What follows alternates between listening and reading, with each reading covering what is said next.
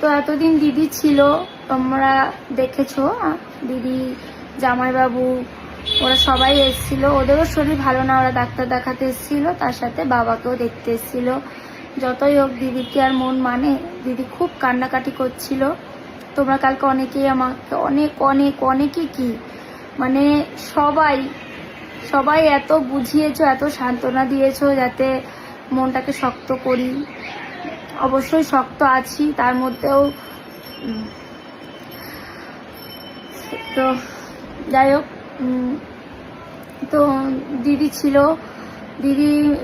ছিল তো মার পাশে, একটু মানে কি বলতো, একটু সাহস জোগানোর মতো মানুষ ছিল।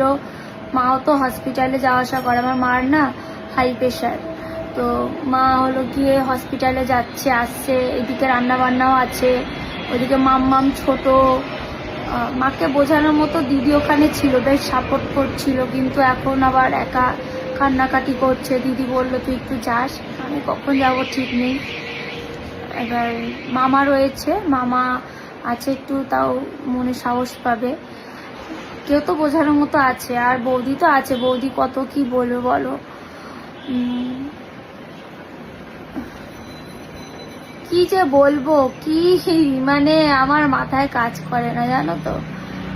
আরো কত কিছু হয়ে গেল এর মধ্যে। আমি তো সোশ্যাল মিডিয়ায় কিছু শেয়ার করতে, মানে এই পার্সোনাল লাইফ আমি শেয়ার করতে একেবারেই ভালোবাসি না। বলে না রিয়েল লাইফ আর রিয়েল লাইফ পুরোটাই আলাদা, তো সত্যি তাই। আমাদের রিয়েল লাইফ আর রিয়েল লাইফ পুরোটাই আলাদা।